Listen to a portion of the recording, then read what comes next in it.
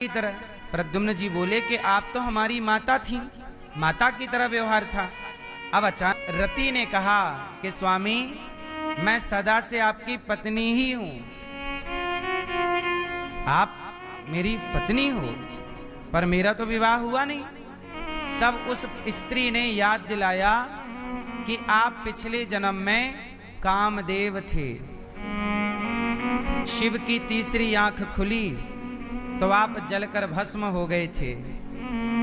फिर मैंने शिव से कहा कि मेरे पति मुझे कब मिलेंगे, तब कहा कि कृष्ण के पुत्र के रूप में मिलेंगे। तो मैं तो आपके इंतजार में द्वारिका ही आने वाली थी, पर सम्रासुर आपको चुरा के ले आया और आप कुछ दिन मछली के पेट में थे। मैं आपके पीछे पीछे रही, हर समय आपका अपहरण किया है। मैं आपको कुछ माया सिखाती हूँ। माया सिखाई, उसने सब बताया और फिर प्रद्युम्न जी ने बड़े होकर उस सम्रासुर का उद्धार किया, उसे मारा और रति से विवाह करके द्वारिका पहुंचे। तब रुक्मणी जी भगवान कृष्ण ने बहू बेटे का स्वागत किया। ये प्रद्युम्न जी पिछले जन्म में कौन थे? कौन थे? कामदेव। शिव जी की आंख से जल गए थे ना, तीसरे नेत्र से। इनकी पत्नी सदा है रति, तो रति और कामदेव का विवाह हुआ है। इससे केवल आप एक दिन प्रसेन वो मणि पहन करके जंगल चले गए। अब जंगल में क्या हुआ कि एक शेर ने प्रसेन को मार डाला। किसको मार डाला? प्रसेन को, और प्रसेन को खा गया। भाई शेर तो नरभक्षी हो गया था, खा गया। अब संयोग से वहां से जामवंत जी गुजरे, तो जामवंत जी ने शेर क्या किया, प्रसेन को तो खा गया पर वो मणि वहीं रह गई। शेर का मणि से क्या काम? तो जामवंत अब तो बेटी ने गले में डाल लिया। अब भगवान के ऊपर ना 17 जितने आरोप लगाया कि इन्होंने मेरे से मणि मांगी थी, लगता है मेरे भाई को इन्होंने मार डाला और मणि चुरा ली। हंसी चिड़िया, कब हंसा कुत्ता, कब प्रसन्न रह सकते हैं, लेकिन आपको प्रसन्न रहने का अवसर दिया ईश्वर ने, फिर भी आप मुंह बनाए बैठे रहते। फुला मुंह फुलाए ना बैठे रहा करो, थोड़ा हंसा करो, मुस्कुराया करो। जिंदगी में जिंदगी का राज पाना चाहिए, जिंदगी में जिंदगी को मुस्कुराना चाहिए। जिंदगी है, थोड़ा मुस्कुराइए। आपकी ग्रोथ रुक जाएगी, तरक्की रुक जाएगी, क्योंकि लड़ने में पैसा जाता है, दिमाग भी जाता है, समय भी जाता है। सही है कि नहीं? इसलिए समझदार लोग जो होते हैं वो लड़ते नहीं हैं, और जो थोड़ी मूर्ख टाइप के होते हैं वो लड़ते हैं। इसलिए आपस में लड़ना समझदारी नहीं है।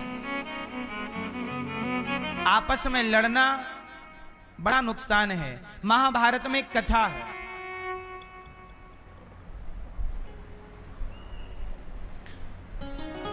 दो भाई थे, दोनों बड़े बलवान थे। दोनों ने ब्रह्मा जी से वरदान मांगा कि हम मरे ना। ब्रह्मा जी बोले ये तो संभव नहीं है, तुम्हें मरना पड़ेगा। तो बोले अच्छा ऐसा है, हम किसी से ना मरें, हम जब भी मरें आपस में लड़कर ही मरें। मतलब हम दो भाई हैं, तो हम जब तक दोनों ना लड़ें तब तक हमारी मृत्यु ना। ब्रह्मा जी बोले तथास्तु। अच्छा, वो दोनों भाई में बड़ा प्यार, उनकी कभी लड़ाई होती नहीं। जब उनकी कभी लड़ाई होती ही नहीं तो वो लड़ेंगे नहीं, तो उनकी कभी मृत्यु होगी नहीं। मतलब वो इनडायरेक्ट अमर हो गए, क्योंकि मरेंगे कब? जब दोनों आपस में लड़ेंगे। और दोनों का आपस में बड़ा प्रेम, और जब प्रेम ही इतना तो लड़े कैसे? कोई ना जमीन का झगड़ा, ना कोई उनके बीच में स्त्री का झगड़ा, सन छीन लिया, बड़ा पाप कर रहे हैं। तब ब्रह्मा जी ने एक स्त्री का निर्माण किया। जिसका नाम था तिलोत्तमा। अब वो तिलोत्तमा इतनी सुंदर कि उसको देखा, जो देखा देखता ही गया। तिलोत्तमा ने ब्रह्मा जी से कहा, आज्ञा क्या करना है? कहा कि जाओ, वो दो भाई हैं, विंद अनुविंद, उनको, विंद अनुविंद नहीं, उनका नाम कुछ और था शायद, जाओ उन्हें मार के आओ, उनमें आपस में फूट करा दो दोनों भाइयों में। जाओ। अब दोनों भाइयों में फूट कराने के लिए वो तिलोत्तमा चली। अब तिलोत्तमा जब चली तो बड़ी सुंदर, दोनों भाइयों ने देखा, वाह इतनी सुंदर।